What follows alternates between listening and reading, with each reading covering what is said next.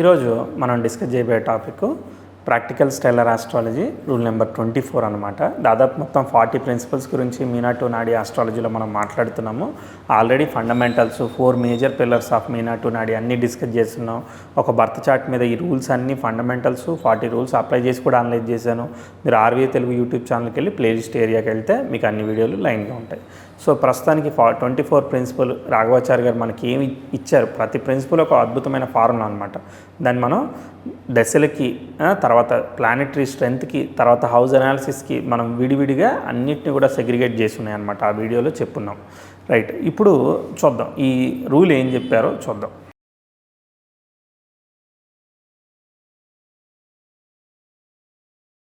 ఇక్కడ ఏంటంటే powerful 6-8 Lord's లగ్నానికి కనుక కనెక్ట్ అయితే there is a chance of probability of defect in the body అని చెప్తున్నారన్నమాట. అష్టమాధిపతులు దుస్థానాధిపతులు కదా, వాళ్ళు కనుక లగ్నానికి కనుక బలంగా కనెక్ట్ అయితే ఛాన్స్ ఉంటుంది, ప్రాబిలిటీ ఉంటుంది, అవకాశం ఉంది ఏదైనా ప్రాబ్లం. అంటే మనకి ఒక్కోసారి ఏదన్నా సపోర్ట్తో నడిచేవాళ్ళు ఇలాంటివి ఉంటారు కదా. సో ఇదంతా కూడా డిఫెక్ట్ ఇన్ ద బాడీ అనమాట. అది ఒక్కోసారి మనకి ఎక్స్టర్నల్గా కనిపించవచ్చు, కొన్నిసార్లు కనిపించకపోవచ్చు. మోస్ట్లీ ఎక్స్టర్నల్గా కనిపించేస్తూ ఉంటుంది, వీళ్ళకి పలానది లేదు అని చెప్పి కనిపించేదానికి అవకాశం ఉంటుంది. అలాంటి ఒక చాట్ ఈ యొక్క అమ్మాయి చాట్ అనమాట. తనకి లెగ్ సంబంధించి కొంచెం ప్రాబ్లం ఉండి సహాయంతో నడవడం అనమాట, కర్ర సహాయంతో అట్లా నడిచేదానికి జరుగుతుంది. సో ఈ చాట్లో ఎట్లా జరిగింది అనేది అన్ఫార్చునేట్లీ చూద్దాం. లగ్నం వచ్చేసి 28 డిగ్రీస్కి పడింది. లగ్నము ఉత్తమ ద్రేఖాణంలో పడింది, వర్గోత్తమైంది, లగ్నాధిపతి లగ్నంలో ఉన్నాడు, తర్వాత గురువుతో పాటు కలిసి ఉన్నాడు, తర్వాత రవితో పాటు కూడా కలిసి ఉన్నారు. వీళ్ళందరూ కూడా ఎవరి నక్షత్రంలో ఉన్నారా అంటే మళ్ళీ గురు నక్షత్రంలోనే ఉన్నారు. అలానే లగ్నంతోనూ ద్వితీయంతోనూ తృతీయంతోనూ లగ్నానికి కనెక్షన్ వచ్చింది. ఎందుకంటే స్టార్ లార్డ్ కూడా అగ్నంలోనే ఉన్నాడు కాబట్టి లగ్నం కనెక్ట్ అయింది. లగ్నం చూడడానికి చాలా నీట్గానే డీసెంట్గానే ఉందన్నమాట. అలానే లగ్న స్టార్ లార్డ్ అయిన గురువు స్వనక్షత్రంలో ఉన్నాడు. సో బుధుడిని తీసుకున్నా కానీ బుధ is aspected by Budha in the star of Guru is aspected by 8th lord of సాట్రాన్ in 7th house in the నక్షత్ర ఆఫ్ రవి నక్షత్ర అనమాట. రవి నక్షత్రం తీసుకున్నా వక్రించాడు కాబట్టి ఈవెన్ శుక్ర నక్షత్రం తీసుకోండి ఆస్పెక్ట్ చేస్తున్నాడు లగ్నాన్ని.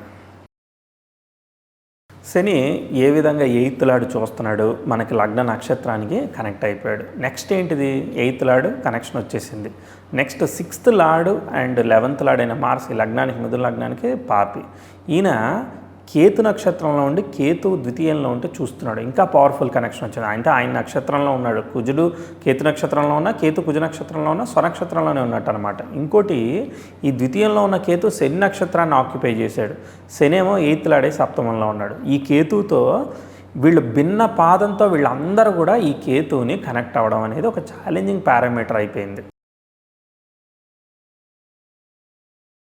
ఈ కేతువుని ఈ కుజుడు చూడడం అనేది, ఇంకా షష్టాధిపతి చూడడం అనేది ఒక రకంగా లగ్నము షష్ట అష్టమాధిపతులతో బలంగా కనెక్ట్ అయిపోయిందనమాట. ఈ విధంగా కనెక్ట్ అవ్వడం వల్ల పైకి చూడడానికి అసలు ఏమీ మనకి కనిపించట్లేదు. చూసారా ఎంత పవర్ఫుల్గా కనెక్ట్ అయ్యాయో. ఎందుకంటే ఆ 6th లార్డ్ అయిన కుజుడు కేతు నక్షత్రంలో ఉండి కేతుని ఆస్పెక్ట్ చేయడం, మళ్ళీ కేతు అష్టమాధిపతి నక్షత్రంలో ఉంటే అష్టమాధిపతి లగ్నాన్ని చూస్తున్నాడు, అదైపోయింది. అంటే లగ్నం అంటే లగ్న నక్షత్రాధిపతి గురువు అయితే గురువుని మనం బుధుడిగా తీసుకుంటే బుధుడు కూడా గురు నక్షత్రంలో లగ్నం మీద ఉన్నాడు కాబట్టి ఆయన కనెక్ట్ అయిపోయాడు. తర్వాత వాళ్ళు భిన్న పాదంలో ఉండి కేతు ఇక్కడ ద్వితీయంలో ఉండే వరకు వాళ్ళు కూడా కనెక్ట్ అయిపోయారు. సో కేతుతో ఎప్పుడైతే కనెక్ట్ అయిపోయారో షష్టాధిపతితో కనెక్ట్ అయిపోయినట్టే అనమాట. సో ఈ యొక్క మిథున లగ్నాన్ని ఎందుకంటే కుజవత్ కేతు కదా, సో దాన్ని అట్లా తీసుకున్నట్టయితే అది కనెక్ట్ అయిపోయింది. మళ్ళీ కేతు ఏమన్నా బెటర్గా ఉన్నాడా అంటే ఆయన కూడా శని యొక్క అష్టమాధిపతి నక్షత్రంలోనే మళ్ళీ ఉన్నాడు అనమాట. ఇవన్నీ కూడా బాధకుడు కనెక్ట్ అయ్యాడు లగ్నానికి, షష్ట అష్టమాధిపతులు బలంగా కనెక్ట్ అయ్యాయి. కానీ లగ్నం మీద గ్రహం లగ్నాధిపతి ఉన్నాడు కాబట్టి జాతకుడు ఏదో రకంగా సాధించాలనే ప్రయత్నం చేయగలుగుతాడు, ముందుకెళ్ళగలుగుతాడు, అది వేరే విషయం. కానీ ఇక్కడ డిఫెక్ట్ ఇన్ ద బాడీని ఈ 6-8 పవర్ఫుల్ 6-8 హౌజెస్ ఎట్లా కనెక్ట్ అయ్యాయి. మార్స్ లగ్నాన్ని చూడట్లేదు, లగ్న నక్షత్రాన్ని చూడట్లేదు, అయినా కూడా మనకి ఎట్లా కనిపిస్తాం చూసారా. ఆ లగ్న నక్షత్రాధిపతిని కూడా మార్స్ భిన్న పాదంలో గురువు వచ్చినప్పుడు 4th ఆస్పెక్ట్తో ఆస్పెక్ట్ చేస్తాడనమాట, లగ్నాధిపతిని ఆస్పెక్ట్ చేస్తాడు. సో ఇద్దరు కూడా లగ్న నక్షత్రాధిపతిని గురువుని మెలఫిక్స్ ఇన్ఫ్లుయెన్స్ చేస్తున్నాయి అనమాట.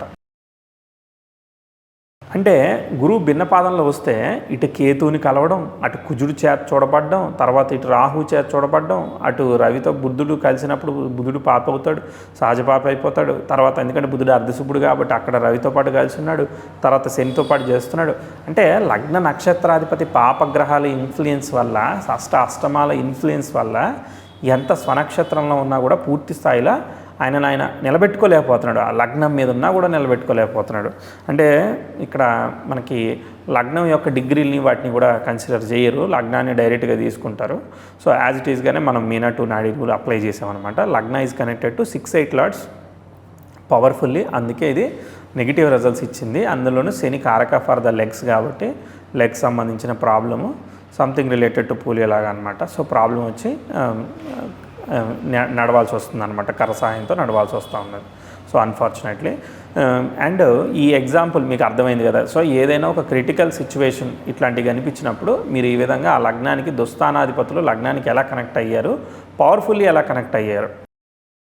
6-8 లార్డ్స్ లగ్న నక్షత్రాధిపతికి ఎలా లగ్నానికి కనెక్ట్ అవుతున్నారు అనేది మనకు అర్థమైనప్పుడు ఏదైనా ఒకటి ముహూర్తం తీసుకునేటప్పుడు కానీ, ఏదైనా చైల్డ్ బర్త్కి మీరు పెట్టేటప్పుడు కానీ జాగ్రత్తగా చూసుకొని మనం, అంటే వాళ్ళు ఆల్రెడీ సిచ్యువేషన్ ఉంటుంది కానీ మనం ఆ సిచ్యువేషన్లో ఉండకుండా ఉండాలంటే మనం దాన్ని జాగ్రత్తగా పెట్టే ప్రయత్నం చేయాలి. మనం పెట్టడం వల్ల వాళ్ళు అవ్వడం కాదు, వాళ్ళ ఫేట్ వల్ల ఆల్రెడీ జరిగిపోయి ఉంటుంది. 9 months డెలివరీ అయినా కూడా అది ముహూర్తానికి రావచ్చు. కానీ నువ్వు చూసుకొని ఎట్లా కనెక్ట్ అవుతున్నాయో చూసుకొని చెప్పే ప్రయత్నం చేయాలి. ఎందుకంటే ఎండ్ ఆఫ్ ది డే నువ్వు పెట్టావు కాబట్టి అట్లా అయిందని చెప్పి అనేదానికి కూడా అవకాశం ఉంటుంది, బ్లేమింగ్ ఈజీగా జరుగుతుంది. సో వాళ్ళ ఫేట్ అనేది ఎప్పుడు కూడా అర్థం చేసుకోరనమాట. కాబట్టి మనం ఇలాంటి ప్రిన్సిపల్స్ని ఎప్పుడైతే బాగా చూసామో ముహూర్తం పెట్టేటప్పుడు కానీ ఏదైనా దానిలో అప్లై చేసుకోవచ్చు అనమాట, హ్యాపీగా అప్లై చేసుకోవచ్చు. ఎందుకంటే ముహూర్తం పెట్టే వరకే ముహూర్తం, దాని తర్వాత బర్త్ చార్ట్ లాగానే అనలైజ్ చేస్తాం కాబట్టి. ఓకే, ఎనివే మీకు ఈ ప్రిన్సిపల్ అర్థమైందని అనుకుంటున్నాను.